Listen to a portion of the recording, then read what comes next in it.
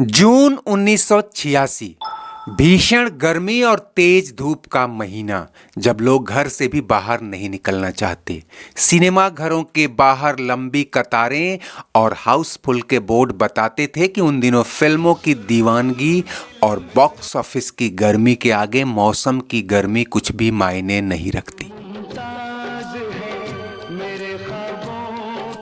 एक ही महीने में 4 सुपरहिट फिल्में बॉक्स ऑफिस तोड़ रही थीं, लेकिन साल के आखिर तक अभी बहुत कुछ टूटना बाकी था। कहानियों के तहखाने टूटने थे, गाने के ऊपर गाने टूटने थे और सुपर स्टारडम के पैमाने टूटने थे। लेकिन कहानी के शबाब पर जाने से पहले इन 4 फिल्मों के एक साथ बॉक्स ऑफिस पर टूटने की भी एक कहानी है, जो हमें उधर ही ले जाती है जिसकी बात आखिरकार करनी है। 6 जून 1986 को आई आखिरी रास्ता। उस साल अमिताभ बच्चन की एकमात्र फिल्म थी और शायद पिछले 1-1.5 दशक में ऐसा पहली बार हुआ था जब उनके फैंस को उनकी किसी फिल्म के लिए 6 महीने से ज्यादा इंतजार करना पड़ा था। और तब बहुतों को पता नहीं था कि यह इंतजार आगे और लंबा होने वाला है। उनका सुपरस्टार अगले 1.5-2 साल के लिए पर्दे से पलायन करने वाला है। हालांकि इस पलायन की वजह सियासी ज्यादा, सिनेमाई कम थी, लेकिन वक्त का दरवाजा कभी बंद नहीं होता और सितारों के टूटने से आसमान खाली नहीं हो जाता। एक्शन की दीवार पार कर अब नए सितारे प्यार के पिंगे बढ़ाने लगे थे। प्यार हमारा अमर रहे। मुद्दत के साथ मिथुन और जांबाज के साथ अनिल कपूर के सितारे बुलंद हो रहे थे।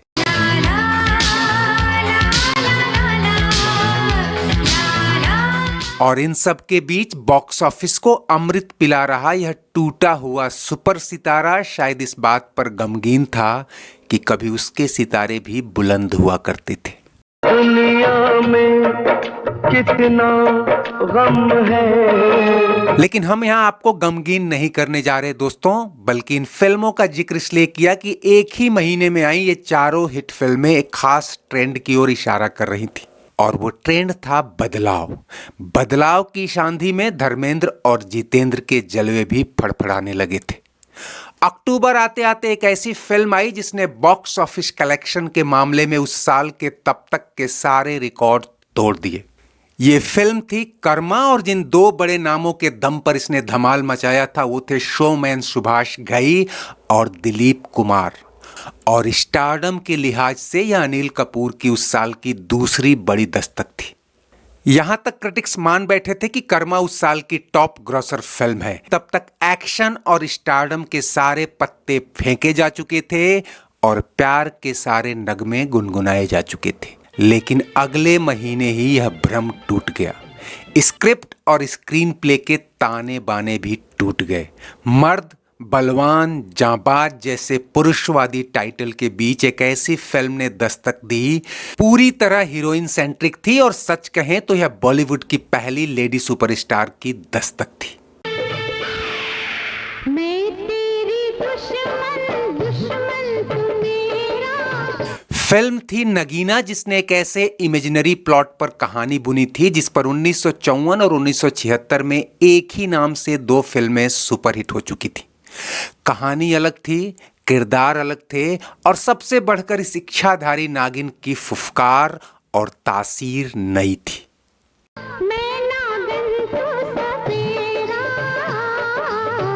1986 तक बॉलीवुड के लिए न तो ऋषि कपूर नए थे और ना ही श्रीदेवी नई थी। इसके पहले दोनों ही ब्लॉकबस्टर और टॉप ग्रॉसर फिल्में दे चुके थे, लेकिन एक नागिन को सेंट्रल कैरेक्टर मानकर जिस भावावेश में ये कहानी बुनी गई और मेलोडियस म्यूजिक पर उम्दा गाने लिखे गए, यह फिल्म उस साल की ही नहीं उस दौर की गेम चेंजर फिल्म साबित हुई। चेंजर इसलिए कि इसने एक्शन और रोमांस से परे काल्पनिकता की एक नई जमीन खोदी थी, जिसने पब्लिक पर जादुई असर किया और ऐसी फिल्मों की लाइन लग गई।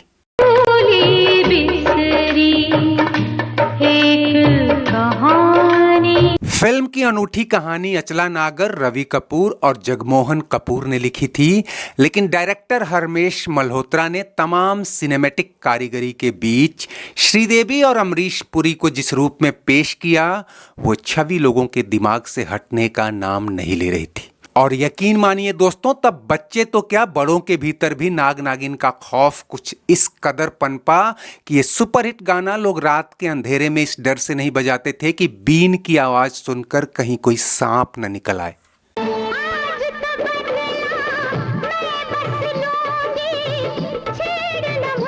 इस फिल्म के सभी गाने सुपरहिट हुए थे, लेकिन ये गाना जो लिरिक्स के मामले में बिल्कुल साधारण था, बीन की धुन और श्रीदेवी के करिश्माई डांस के चलते इतना हिट हुआ कि आज आप नागिन डांस के नाम पर जो अजीबो गरीब करतब और मजाकिया स्टेप्स देखते हैं, वो सब इसी गाने और फिल्म से इंस्पायर्ड था।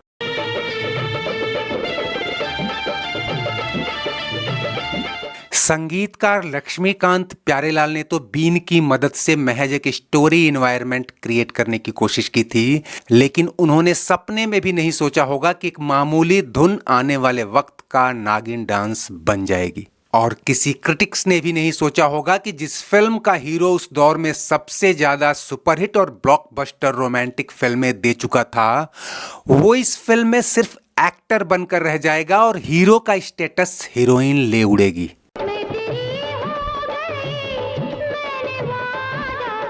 लक्ष्मीकांत प्यारेलाल के अलावा इसके सुपरहिट गानों का श्रेय जाता है गीतकार आनंद बख्शी और गायक मोहम्मद अजीज, अनुराधा पौडवाल, लता मंगेशकर और कविता कृष्णमूर्ति को।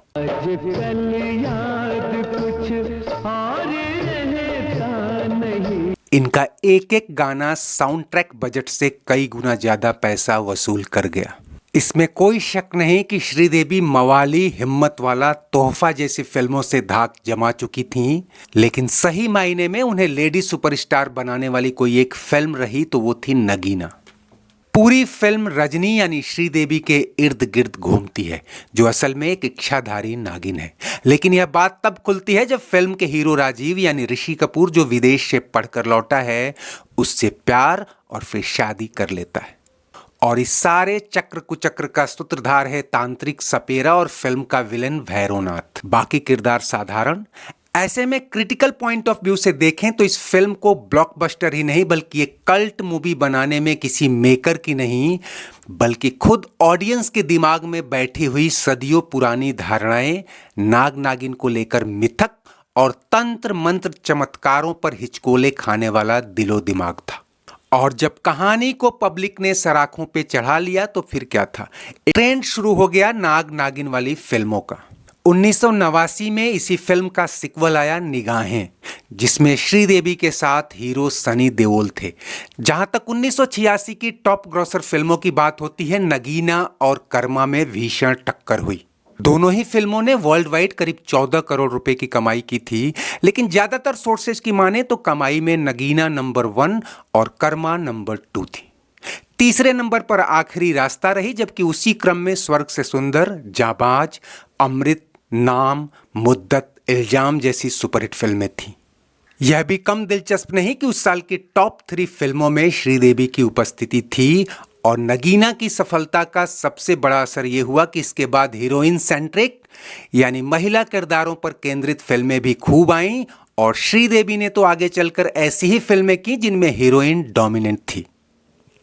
तो वीडियो अगर पसंद आया हो तो इसे लाइक और शेयर जरूर करें। अगर चैनल सब्सक्राइब नहीं किया है तो वो भी कर लें। और कमेंट बॉक्स में आपकी हर प्रतिक्रिया का तो इंतजार रहता ही है। शुक्रिया, नमस्ते, आभार।